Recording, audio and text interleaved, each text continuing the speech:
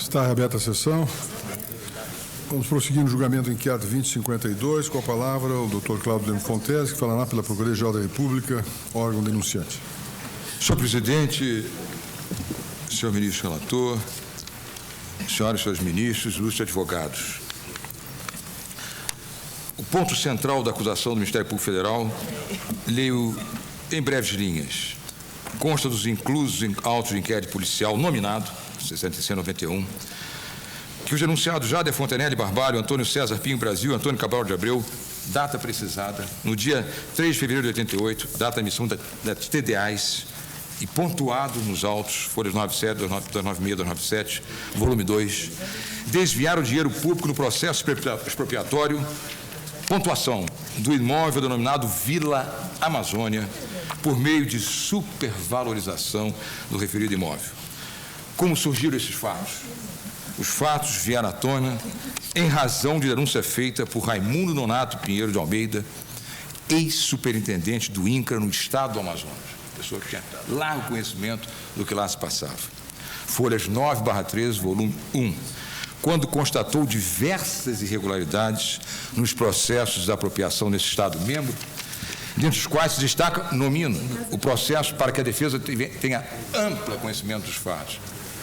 Processo 1443/86, referente à desapropriação do imóvel rural denominado Vila Amazônia, situado no município de Parintins, Amazonas. A folhas 409 e verso, Raimundo Nonato Pinheiro de Almeida, em sede policial, ratifica integralmente os termos do documento seu de folhas 9/13. Por que digo isso? Uma das críticas que a defesa faz, incorretamente fala de inépcia não é isso, inépcia é irregularidade formal. Eu procurei bem esclarecer, eu ouço aqui realmente, neste plenário, alguns defensores, está certo, no seu afã de defender, mas confundem os conceitos de inépcia e de ausência de justa causa. Inépcia, como sabemos todos na área do processo penal, é a irregularidade formal de uma peça acusatória. Tanto que, uma vez decretada a inépcia, o Ministério Público pode voltar a fazer a denúncia. Agora, a ausência de justa causa, sim, é que é a tipicidade completa. É como se uma decisão antecipada da lide penal, para os que entendem que existe lide penal, eu entendo. E aí, sim, significa a impossibilidade do revolver esses fatos. Mas não há inépcia alguma. É um reforço de retórica. Está bem, a defesa há de se valer disso. E digo no meu item 8 da réplica, em todos os itens subsequentes da denúncia, relevando fatos claros e concretos, repise, sempre aludiu-se às páginas e volumes em que presentes estão. Só para exemplificar, folhas 330/331 do terceiro volume, item 4 da denúncia, folhas 183, volume 1, folhas 377 a 384, volume 3, os senhores têm em mãos a denúncia. E por aí se vai, nos itens 6, 8, 9, 10, 11, todos os itens da minha denúncia estão com referencial dos autos, enormes autos.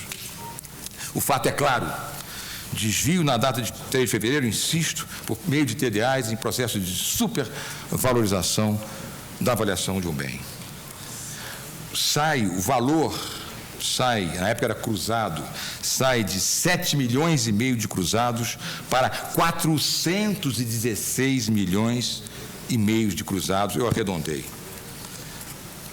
A defesa, a douta defesa, acena teria havido uma homologação, chamou isto, a meu juízo, data vênia incorretamente, de exercício regular de defesa, buscam excludente da tipicidade, uma excludente da ilicitude reconhecível no entender da defesa no exercício regular de direito, mas que não é o caso do exercício regular de direito. Onde para a defesa estaria o exercício regular de direito? Estaria na decisão judicial que singelamente homologou um acordo, uma desapropriação. Isso não é exercício regular de direito. Não é? E também na aprovação pelo Tribunal de Contas da União das contas do Instituto Jurídico de Terras Rurais. Digo eu, tais circunstâncias não caracterizam por óbvio o exercício regular do direito. Essa excludente da ilicitude penal fica ou não reconhecido na conduta em si do acusado e não em circunstâncias que lhe são externas, advindas de atos de terceiro, qual a decisão do Tribunal de Contas, não é? E qual a homologação judicial. Mas mesmo nesse ponto, isso não pode influenciar de sorte alguma na persecução criminal, dado sabido de todos nós a independência das instâncias. Digo, por mais a decisão judicial homologatória de acordo que as partes convencionaram celebrar, inclusive antes da perícia, como está no relatório, e mais uma vez pontuo, folhas 1071, da lavra do então juiz federal no Amazonas, doutor Vicente Leal de Araújo. O fato do doutor Vicente Leal ter referendado o acordo não elimina o ulterior ajustamento da prestação punitiva da sociedade a demonstrar o desvio do dinheiro público por superavaliação do bem desapropriado. A homologação judicial, por óbvio, não se constitui em questão prejudicial heterogênea, assim como também não é questão prejudicial heterogênea a decisão da segunda Câmara do Tribunal de Contas da União, que aprovou, e no análise mera de contas e tal, enfim, o exercício 88, as contas do Instituto Juiz de Terras do Goiás, não tem nada a ver com o problema de superavaliação. O outro ponto em que a defesa quer mostrar a inexistência de supervalorização do imóvel diz respeito ao problema da existência de benfeitorias e tal. Mas veja bem, que Raimundo Nonato Pinheiro, que com referência ao processo INCRA Amazonas pertinente à desapropriação do imóvel, denominado Vila Amazônia, tendo como interessado Antônio Cabral de Abreu e Luiz do Vale Miranda, entendeu o declarante, conforme consta de sua denúncia, que a área fora desapropriada para atender interesses pessoais. Por quê? Porque poceiros estavam nessa área já há mais de 5, há mais de 10, há mais de 25 anos. Não poderia ocorrer desapropriação, pois não, diz o representante do INCRA máximo no Estado, pois não tinha tensão alguma social na área. Ela viveu há mais de 25 anos, essas pessoas. E o valor da terra para expropriação é o valor da terra nua, não cabendo, então, digressões sobre benfeitorias de qualquer natureza, do que cogitou, assim, devidamente, o singelo laudo da Polícia Federal, que mais adiante abordo na sustentação, como abordei já no escrito. O Correio Antônio César Pinho Brasil, singelamente, para justificar este brutal aumento na dimensão do valor, diz: somos favoráveis à valorização da área com cobertura arbórea somente como incremento a mais para a determinação do justo valor do mercado imobiliário, e não como, ele ainda diz, e não como fator preponderante. Ainda reserva isto. E depois, singelamente, vai justificar esse salto enorme. Por quê? Esses valores certamente serão impugnados judicialmente pelo proprietário, o qual postulará o valor justo e atual da indenização conforme estabelecido em lei. Petição de princípios, não quer dizer nada. Existe, portanto, o risco de o Mirade ser condenado a pagar um valor consideravelmente maior. Mas base aqui. Lançou frases. Isto no dia 22 de dezembro de 87, porque isso foi avocado para Brasília. Esse cidadão trabalhava aqui em Brasília. Era a pessoa imediatamente abaixo na estrutura hierárquica do Ministério, a Jádia Barbalho. Isso ele diz no dia 22. E no mesmo dia 22, do próprio punho, Jádia Barbalho determina a celebração do acordo. Por que não foi feita referência, não se juntou a essa deliberação, o processo 1443 do INCRA Amazonas? Por que o ministro de Estado não tem cautela e cuidado de juntar o processo? Não. Com esse parecer do seu subordinado imediato em Brasília, no mesmo dia, ele autoriza o acordo. Da Vila Amazônia, a própria, destaquei também o depoimento da doutora procuradora-chefe da Procuradoria do INCRA no Amazonas, com referência ao processo, está na folha 27 da réplica, referência ao processo INCRA 1446, pertinente à desapropriação do imóvel. A declarante foi chamada aos autos para que falasse sobre a cadeia dominial. E ela mostra que não tinha nenhuma condição de haver essa desapropriação. Diz no finalzinho que no mesmo processo, a folhas 35, está o despacho do Ministro Federal, doutor Novelli Vila Nova, mandando publicar os editais após a expedição dos mandatos, medida que não foi tomada em virtude do acordo extemporâneo. Quem diz isso, eu estou me baseando em quem? O depoimento de alguém? Um depoimento tolo?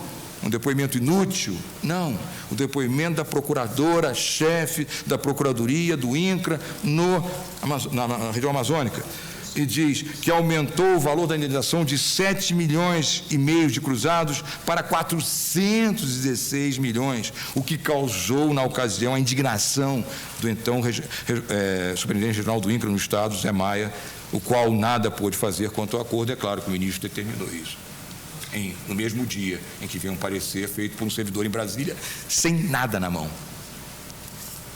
E o laudo de exame contábil da Polícia Federal? Aí, data máxima vênia, é risível. Subscrito por 2 contadores, paupérrimo, né? Tem situações profundamente equivocadas, como desenvolvo no item 31. De plano, o valor pago não foi, como eles dizem, de 313.120 cruzados, mas de 416, como a própria defesa, né, no explicitado no item 13, e que a própria defesa admitiu a folhas 10, 31, item 43 do seu trabalho. Por outra perspectiva, as benfeitorias jamais poderiam ser, foram levadas em conta por esses contadores, mas jamais poderiam ser levadas em conta, como demonstramos nos itens 19 e 22 do anterior, porque eram pessoas que já moravam ali há 25 anos, há 20 anos, há 15 anos. O laudo é cabalmente imprestável. Pretende estabelecer a douta defesa a inexistência de superavaliação, porque aconteceu sentença lavrada em processo de apropriação indireta alusiva ao restante da área. Não impressiona este tópico e nem se valida. Este julgado hoje ainda pende apreciação de apelação no Tribunal Regional Federal aqui em Brasília. Eu coloquei um excelente trabalho, parecer da ilustre colega Denise Vince Túlio, como parecerista nestes autos da apelação, né? E vou extrair só algo aqui daquela cobertura florestal do doutor Antônio César, dos réus, Antônio César Pim, né? E que a doutora Denise diz muito bem. No que tange a cobertura fiscal, florestal, especificamente, as irregularidades contidas no laudo são as seguintes. Considerou que toda a área, 220.000 hectares, apresenta cobertura florestal valorizada, quando nessa dimensão, certamente há parcelas de propriedade que não apresentam qualquer cobertura fiscal, como aquelas ocupadas por rios, lagoas, cobertura fiscal é autoexpressiva. Há diferenças, evidentemente. Não considerou o perito a necessidade de manter-se a área de reserva legal, não explorável, sabemos todos que há essa exigência. Não considerou que a exploração da cobertura florestal implica também em custo, ou seja, o valor da cobertura florestal deve necessariamente ser deduzido do valor despendido. É, efetivamente, um excelente parecer. E veja que aqui o próprio Antônio César dizia a possibilidade imediata de regularização e assentamento de 1.000 famílias de agricultores já existentes na área. 1.000 famílias de agricultores já existentes na área, permitindo deste modo o acesso ao crédito, assistência técnica, melhoria da infraestrutura. E ainda disse o próprio Antônio César, encontram-se atualmente ocupando o imóvel em várias comunidades e vias, 1.308 famílias, com 3.965 pessoas em uma área ocupada de 35.438 hectares, explorando atualmente 4.300 hectares. Fiz um cálculo simples matemático e disse, então temos de área sem cobertura fiscal, sem cobertura florestal, sem cobertura, 35.000 hectares e meio, mais 4.300 da exploração, chegamos a um todo de 40.000 hectares. A área desapropriada foi de 78.000. Parecer, do doutor, parecer entre aspas, do doutor Antônio César. Portanto, que sobra de cobertura fiscal, presente as corretas ponderações da ilustre colega, por óbvio, jamais justificaria a elevação em 59 vezes. Supervalorização vai para 59 vezes, como positivados nos itens 7 a 11 da denúncia. Sempre coloco que isso está diante, nesse instante, de um mero juízo de deliberação. É claro que o processo penal causa transtornos, é óbvio, mas a sociedade também não pode permanecer sem a defesa de pessoas que, à primeira vista e na relevância dos seus cargos, comprometem seriamente o pacto social. Um país que luta com enormes dificuldades de recursos, vê-se diante de um quadro que esse procurador-geral não está a inventar, está calcado em documentos, está calcado em crítica a laudo fragilíssimo da Polícia Federal está colocado em testemunhos. Termino, senhor presidente, para não cansar a corte. Então, por toda essa fundamentação que desenvolvi, pede e espero ao Ministério Público o recebimento positivo da denúncia. Falará pelo denunciado Jader Fonteles Barbalho, doutor Alfredo Antônio Goulart Sade. Senhor presidente, senhores ministros, relator e membros do Supremo Tribunal Federal, senhor Procurador-Geral da República. Não é intuito da defesa travar qualquer debate com o órgão denunciante. O intuito é realmente evitar um constrangimento ao status dignitatis de uma pessoa, de um cidadão. O recebimento de uma denúncia que não se funda em inquérito policial, que realmente não é motivo imprescindível esse inquérito, todos nós sabemos. Porém, que o Ministério Público venha aqui, a esse Supremo, fazer uma denúncia que não se estriba em provas levantadas especificamente para a pessoa do denunciado, que tenha sido ouvido pela autoridade policial, isto não terá cabimento. Nós estamos nos referindo, excelências, a uma ação penal com sentença transitada em julgado. Esta sentença reputou inepta a denúncia inicial do Ministério Público no Estado do Amazonas. Esta sentença rejeitou a denúncia em relação a 2 réus, que o inquérito, afinal de contas, indiciou. Por último, esta sentença determinou a extinção do processo e o seu arquivamento. Esta sentença, o Ministério Público, no Estado do Amazonas, tomou ciência e permaneceu por mais de 1 ano na posse dos autos, para quando o denunciado exercia era senador da República e estava na presidência do Congresso Nacional, houve uma tentativa da inclusão do nome, não do senador, mas do ex-ministro de Estado, que, à luz de um devido processo legal, autorizou, sim, um acordo extrajudicial, que foi levado ao conhecimento do órgão judicial, que foi homologado com o conhecimento de mérito e transitou em julgado. Então, este inquérito nada mesmo alude a Jader Barbalho, tampouco aos demais denunciados. O órgão acusador leva a defesa a ter que debater alguma coisa, embora o nosso intuito seja o não recebimento da denúncia, evitar o constrangimento, perda de tempo e dinheiro público também, a levar os senhores ministros a examinar um processo que, desde 15 anos passados do fato, o Ministério Público teria 15 dias para denunciá-lo, que ficou 1 ano com o processo, vem fazer 15 anos depois. Inclusive, levando a própria prescrição para um dos denunciados, o particular. 15 anos levaram os agentes do Ministério Público para denunciar um senador da República, ex-ministro de Estado, e com que intuito? À luz de quê? De um inquérito inexistente. Não é imprescindível o inquérito, mas as provas, sim, estas são necessárias. E o Ministério Público se atém a provas testemunhais, estas sim vazias, de quem não conhece o procedimento desapropriatório, quer administrativo, quer judicial. A supervalorização, aqui mencionada pelo seu excelentíssimo Procurador-Geral, se estabelece, segundo a denúncia, pelo valor do depósito inicial procedido pelo INCRA para a emissão provisória na posse. E, evidentemente, porque o proprietário não concordou com aquele preço, buscou o acordo judicial. Poderia fazê-lo mediante contestação. A lei que regia à época, a desapropriação admitia, mediante acordo judicial, a fixação da justa indenização.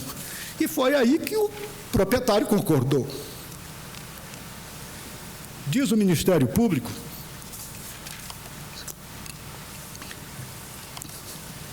que houve um conluio. Alguém sofre a intervenção na propriedade, a transferência compulsória e a busca da justa indenização, que tem assento constitucional. 15, 16 anos depois, veio-se dizer que é um conluio para desvio de dinheiro público. A emissão provisória na posse, sempre o valor do depósito toma por base o valor cadastral. E o valor cadastral, que se refere a muito antes da tomada da decisão para a desapropriação. Quem tomou a decisão não foi o ministro de Estado. No caso particular, foi o ex-ministro Marcos Freire, falecido, que propôs a desapropriação. O senhor presidente da República à época, a seu juízo, declarou o interesse social. E agora, o Ministério Público, pelo testemunho vazio, leviano, diz que essa desapropriação é para satisfazer interesses particulares. O juízo foi do presidente da República. Como, então, o ministro de Estado, que referendou o ato, não o faria se não existisse a decisão política presidencial para a desapropriação da área? A defesa lembra que há um aspecto fundamental nesse processo para descaracterizar o desvio. É que a mesma Vila Amazônia, numa parte remanescente, por ato ilícito do poder público, deu motivo à ação de desapropriação indireta, a denominada a desapropriação indireta, porque simplesmente a União arrecadou a área remanescente como terra devoluta. Essa desapropriação indireta foi julgada, sentenciada, portanto, onde condenou a União a pagar, em valores de 2.334 reais o hectare, que comparativamente ao valor do acordo foi de R$210, em 1988, R$210. Porém, esses R$334 o hectare, que a União resta condenada em 2000, se considerar juros compensatórios e honorários advocatícios, que no acordo não se cuidou, o valor do hectare se elevou para R$1.034. Esses números estão todos constantes da resposta.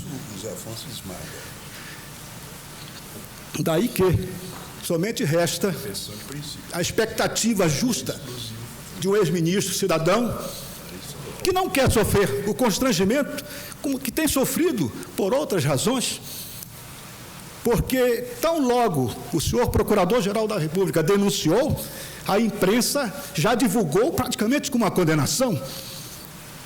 É o status dignitatis da pessoa. A pessoa está atingida socialmente, politicamente, já. Imagine se receber. A que propósito? Aplicar uma pena a um agente político que, segundo um devido processo legal, plenamente justificado, autorizou um acordo. Isso não é desvio, porque pagar a justa indenização é dever constitucional. Era o que eu tenho a dizer. Pelo denunciado Antônio César Pinho Brasil, falará o Dr. José Eduardo Rangel de Alckmin. Excelentíssimo senhor presidente, eminentes ministros, nobre Procurador-Geral da República, eminente advogado que me antecedeu na tribuna. Em nome de Antônio César Pinho Brasil, à época dos fatos, secretário de Assuntos Fundiários do Ministério, venho sustentar que a denúncia não deve ser recebida, porque carente de elementos mínimos de prova que possam evidenciar a existência do delito.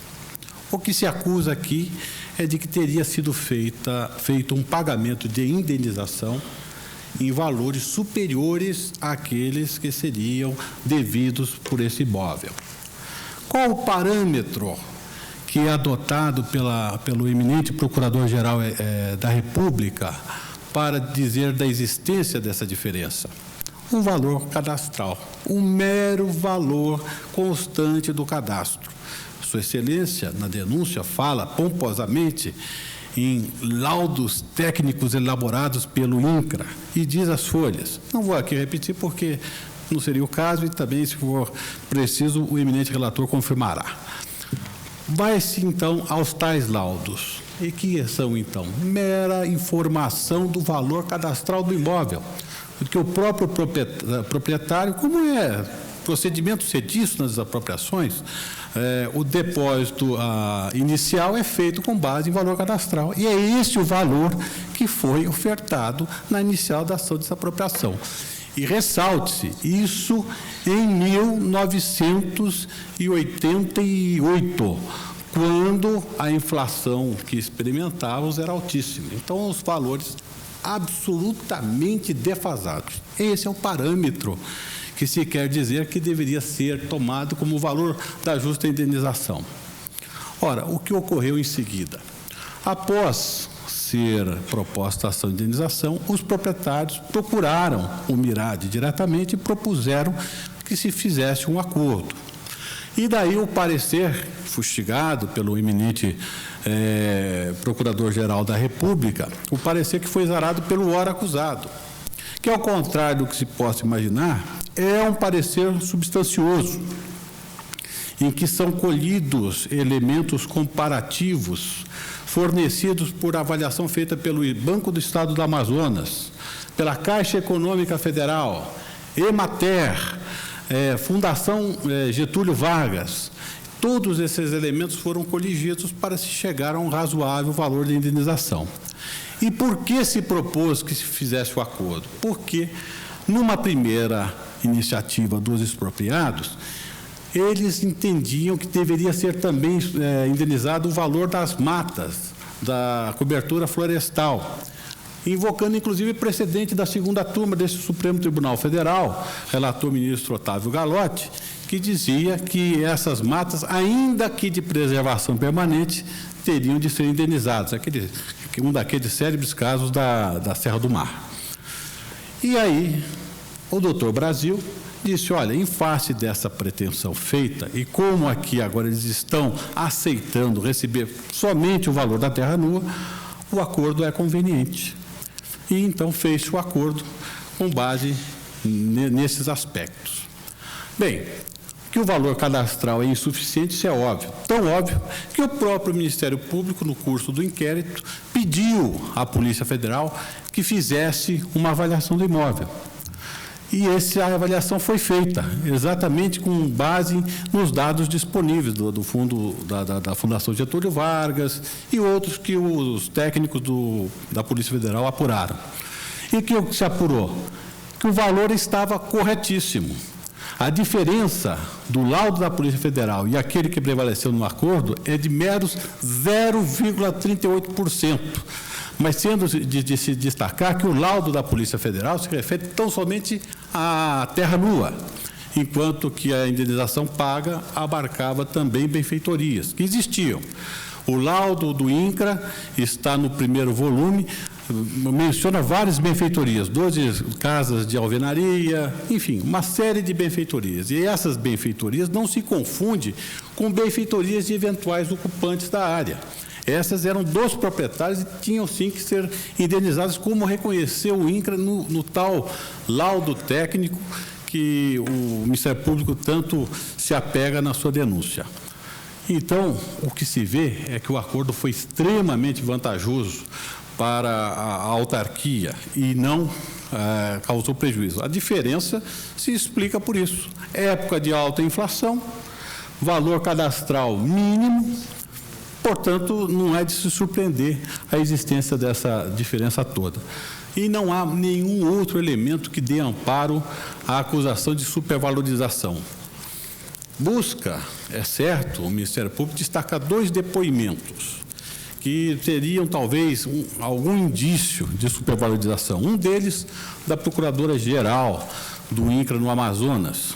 Mas aí é de ver que esse depoimento foi prestado no início de um inquérito em que se queria apurar o desvio que teria ocorrido no momento de definir a desapropriação, coisa que o acusado nada tem a ver, porque foi de administração pretérita. Quem levou ao presidente da República o decreto para ser assinado, desapropriando a área, foi o ministro Marcos Freire. Não teve nada a ver com a administração do ministro Jader Barbalho, ao qual o ora denunciado fazia parte. Então, não há de se confundir as coisas. O que se apurava inicialmente é se, no momento em que o INCRA definiu que o imóvel iria ser desapropriado, houve ou não desvio, dizendo, como ressaltou o nobre procurador, não havia necessidade, não havia conflito social. Isso tudo não tem nada a ver com a administração de Jader Barbalho. Isso era um assunto da administração anterior e mais. Foi praticado com todos os pareceres favoráveis, inclusive do próprio Conselho de Política Agrária do Estado do Amazonas. Foi ouvido um colegiado, e esse colegiado se pronunciou favoravelmente à desapropriação. Isso tudo foi levado pelo ministro Marcos Freire ao presidente da República de então, José Sarney, e foi editado o decreto expropriatório. É certo que no referendo do decreto expropriatório, Jader Barbalho apôs a sua assinatura, porque isso ocorreu poucos dias depois do infausto falecimento do ministro Marcos Freire, em situação que todos lembramos, num acidente aéreo, mas o ato já estava no Gabinete Civil e o Jader simplesmente referendou o decreto, mas a exposição de motivos foi assinada pelo ex-ministro Marcos Freire. Então, o que se apurava inicialmente no inquérito era esse desvio ocorrido na época do ministro Marcos Freire. E essa procuradora havia lançado nos autos parecer favorável à desapropriação, enfocando especialmente a questão do domínio. E dizendo ela que desde 1930 o título estava constituído e não havia mais como se contestar essa situação. E se for lida de novo, se for lido o depoimento dessa testemunha, isso se verá. E ela quis se defender, dizendo, olha, eu disse que o domínio era firme, mas que, de qualquer maneira, na ação expropriatória isso poderia ser revisto. Isso não está no parecer que ela lançou inicialmente, isso que ela disse no depoimento, que o acordo impediu que na ação de desapropriação fosse revista essa situação do domínio. Ora, mas no parecer inicialmente dado, nada foi ressalvado. Então, o que se vê é que, na verdade, essa procuradora queria mesmo era se preservar de uma eventual acusação. E não falou absolutamente em supervalorização. Aqui não há nada. Em relação ao outro fundamento, ao outro depoimento que busca o nobre procurador-geral se valer para fundamentar excesso de valor, é um depoimento prestado por um ex-superintendente do INCRA, que, tendo sido defenestrado lá pelos idos de 1991, redigiu uma carta à Procuradoria da República, dizendo de um sem número de irregularidades, inclusive falando do processo de apropriação dessa área Vila Amazônia, sem falar nessa representação de 91 em nada de supervalorização, coisa nenhuma, só falando que foi desapropriado sem necessidade. Posteriormente, ao ser ouvido já bem à frente do inquérito sobre o assunto, aí sim é que disse que teve conhecimento que houve supervalorização, sem esclarecer absolutamente nada sobre esse aspecto. Aqui, data vênia é daqueles casos em que há uma testemunha de ouvir dizer. Mas eu não quero esmiuçar a fundo a prova, porque não é a circunstância própria para isso. Muito haveria de se dizer. O fato é que não há elementos que permitam, com segurança, dizer que houve uma supervalorização. O mero valor venal para cadastro todas as vênias, não dá para ser aceito como valor paradigma. Com relação a prejuízos, Sua Excelência, o nobre procurador, ao encerrar a sua locução, falou brilhantemente da necessidade de se proteger a sociedade contra maus administradores e prejuízos. Eu quero só salientar um dado.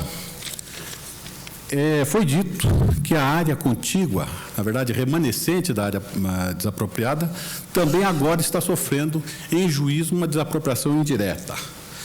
Bem, vejam Vossas Excelências, em relação à cobertura florestal, que não foi computada no acordo, a cobertura florestal dessa área remanescente, sem acréscimos, está estimada, e foi acolhida essa estimativa pela sentença, 30 milhões de reais. 30 milhões de reais. Foi exatamente esse o prejuízo que se quis evitar.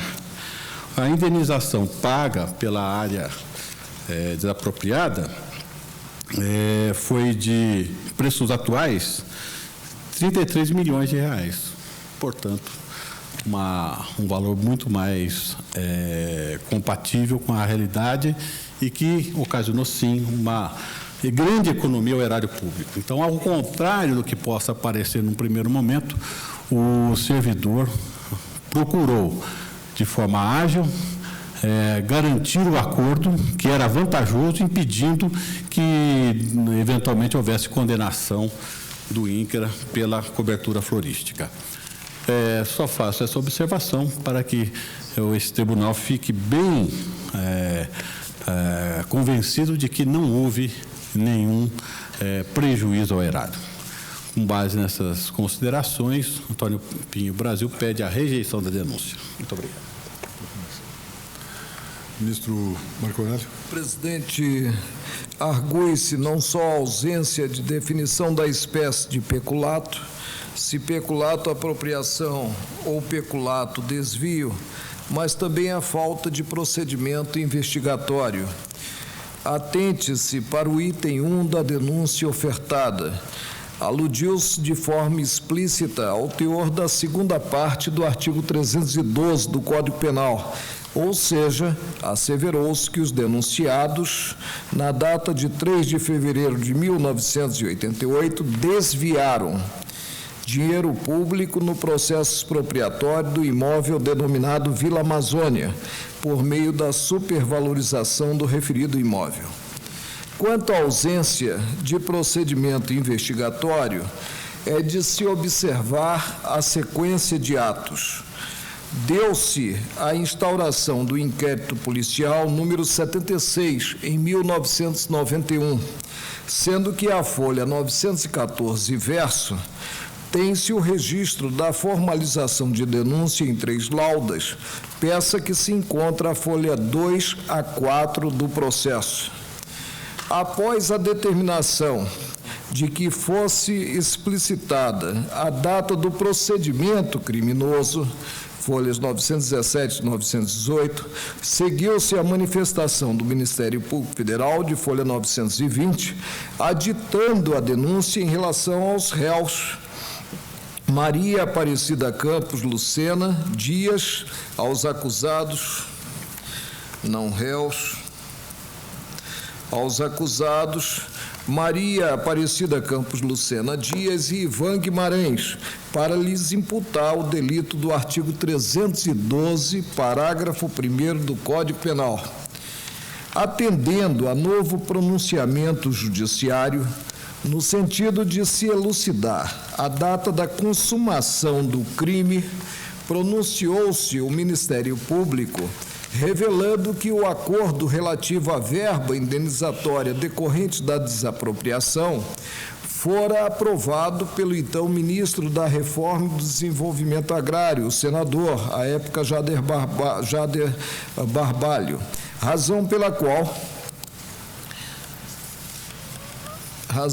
qual propugnou pela remessa do processo a esta Corte, o Ministério Público. Pois bem, ante o quadro, veio à baile a sentença de folha 928 a 934, que resultou no indeferimento do pedido de declinação de competência a esta Corte, em virtude da inexistência de denúncia contra o senador, na rejeição da denúncia, com fundamento no artigo 43, inciso 3 do Código de Processo Penal, quanto ao crime tipificado no artigo 312, parágrafo 1º do Código Penal, ante a inépcia da peça primeira da ação penal, e no pronunciamento da prescrição da pretensão punitiva em relação a Maria Aparecida Campos Lucena Dias e Ivan Guimarães.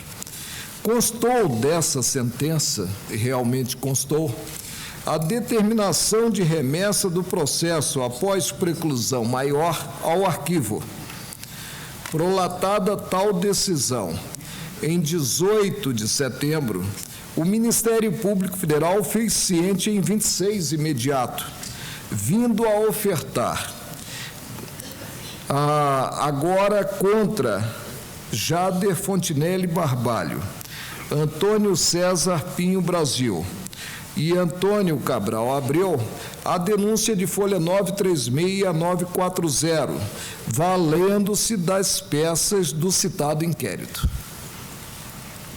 no qual prolatada depois com a oferta da denúncia contra os denunciados, que não são os denunciados deste processo, prolatada a sentença, pela extinção. Em face dessa nova denúncia, com sujeitos passivos distintos da anterior, que mereceu a sentença do juízo de Manaus, o denunciado Jader Barbalho evocou a condição de deputado federal, surgindo então a decisão declinatória da competência.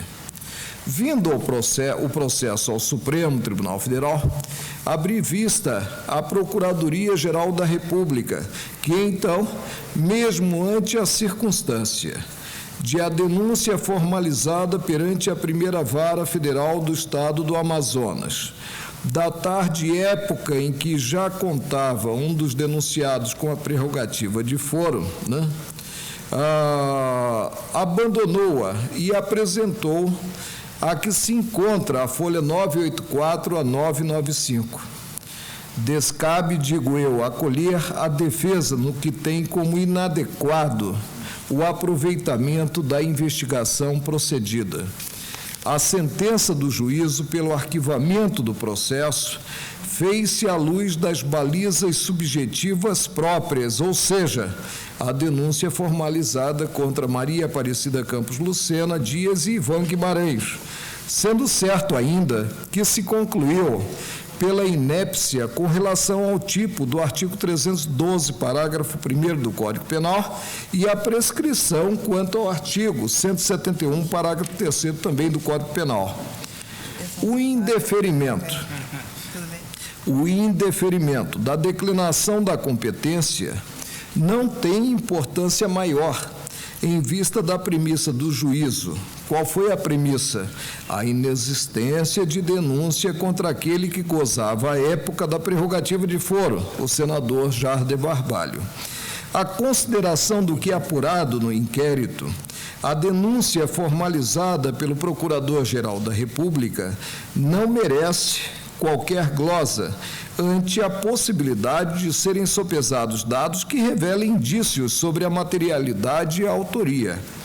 No tocante a esta última, verifica-se que se apontou na peça acusatória relativamente a Jader Barbalho a aprovação dos parâmetros do acordo, sendo que o denunciado Antônio César Pinho Brasil, à época, era secretário de Assuntos Fundiários e, nessa condição, emitiu parecer prévio com que teria afastado os laudos técnicos de avaliação do imóvel, isto é, o trabalho técnico-administrativo do INCRA, concordando na integralidade com a proposta apresentada.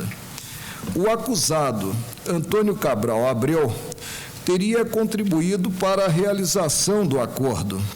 A peça primeira da ação penal atende aos requisitos legais, razão pela qual a entendo hábil ao exame do recebimento. Da prescrição, No que tange a Jader Barbalho e Antônio César Pinho Brasil, a causa de aumento prevista no parágrafo 2º do artigo 327 do Código Penal, prática do crime por ocupantes de cargo em comissão, de função de direção ou assessoramento de órgão da administração direta, sociedade de economia mista, empresa pública ou fundação instituída pelo poder público, projeta o prazo prescricional para 20 anos, tendo em conta a pena máxima prevista para o tipo de 12 anos. Quanto a Antônio Cabral Abreu, a folha 994 evocou o Ministério Público disposto no artigo 30 do Código Penal. Não se comunicam as circunstâncias e as condições de caráter pessoal, salvo quando elementares do crime. Fê-lo, entretanto, relativamente ao tipo do artigo 312 do Código Penal e considerada a ausência da qualificação de funcionário público, não no tocante à causa de aumento.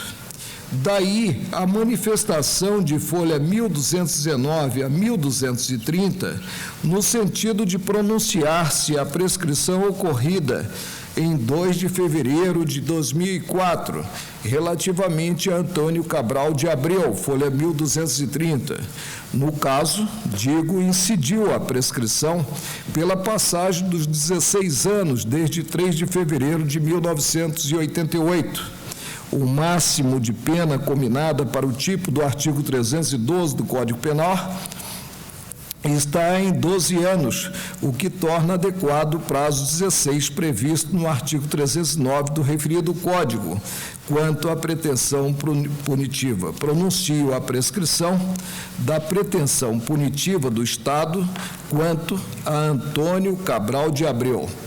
Dos indícios da materialidade da autoria em relação ao crime do artigo 312 do Código Penal quanto aos 2 outros denunciados. A fase, não é de julgamento da acusação. Cumpre apenas perquirir o concurso de indícios no tocante à materialidade e à autoria.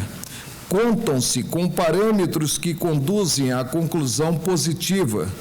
Reporta-se a denúncia a dados coligidos na fase de inquérito policial, não cabendo, sem a instrução probatória, dizer quer do cometimento do crime, quer do afastamento da possibilidade do Ministério Público vir a provar o que é asseverado, ou seja, o desvio de dinheiro público mediante supervalorização do imóvel desapropriado.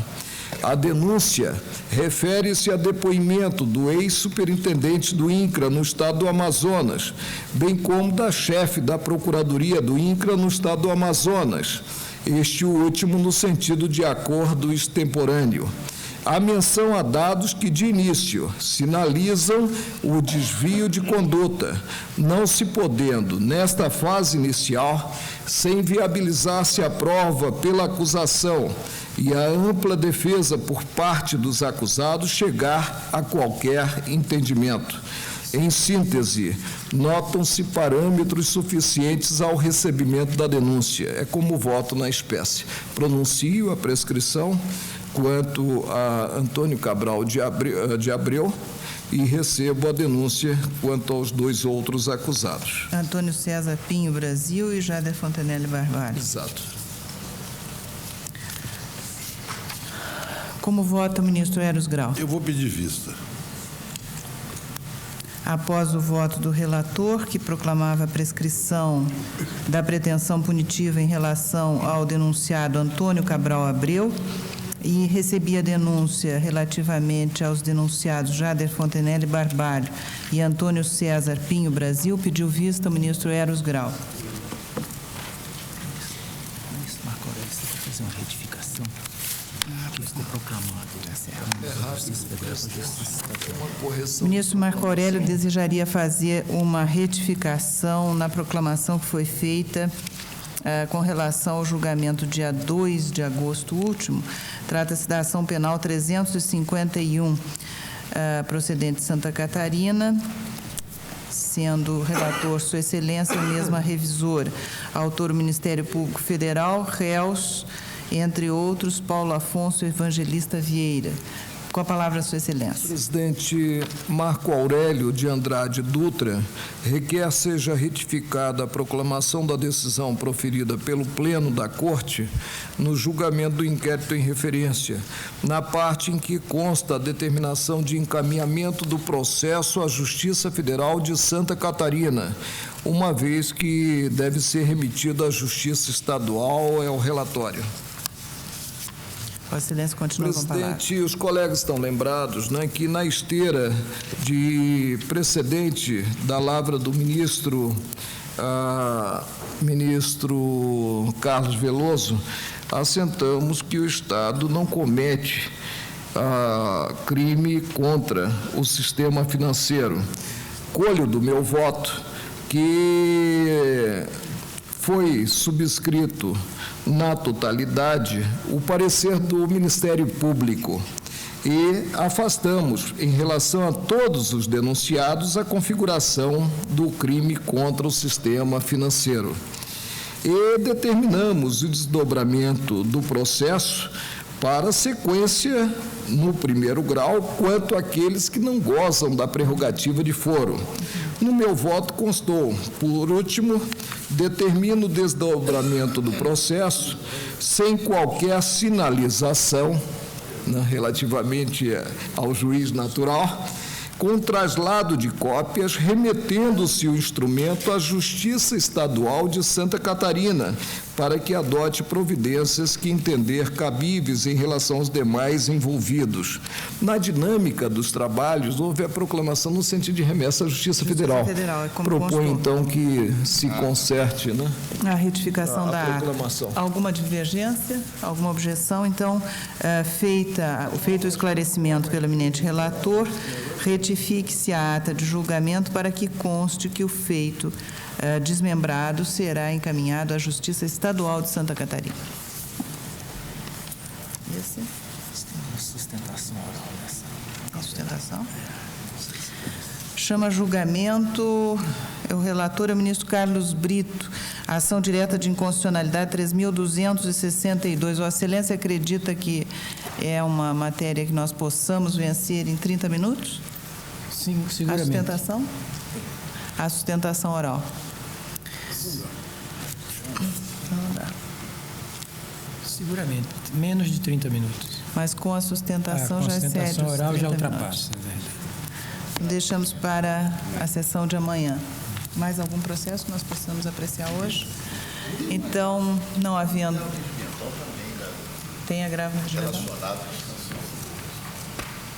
Qual? Da ação penal que apreciamos. Ministro Marco Aurélio? Tem agravo regimental? Vossa Excelência tem um agravo regimental? Não, eu tenho. Quer julgar? Se for possível. Posso chamar. A matéria, Pode. a matéria É de uma outra ação, é por problema de desmembramento. assim, desmembramento. Vossa Excelência me daria o número desse processo? Ah, pois não. Eminente ministra.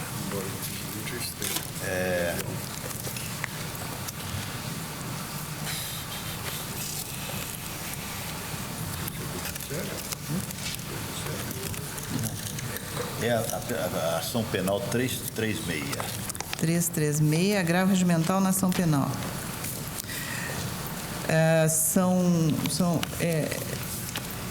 Os réus são? São vários réus. Porém, o principal é também o senhor Jader Fontenelle Barbado. Nosso eficiente secretário já está me providenciando.